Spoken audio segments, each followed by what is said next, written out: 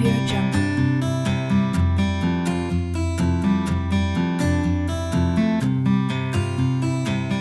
Oh, hi! You want me to show you how to use the snap abutment? No problem. First, what you would do is you would take the abutment that is 4.8 millimeters in diameter. This only comes in the CS or internal hex connection. You would place the abutment with the screwdriver on the implant, screw it down, and then take the snap abutment. This is the snap. You could see the notch. Now you take it, you place it on the abutment, then you would press down until you hear a click, like this.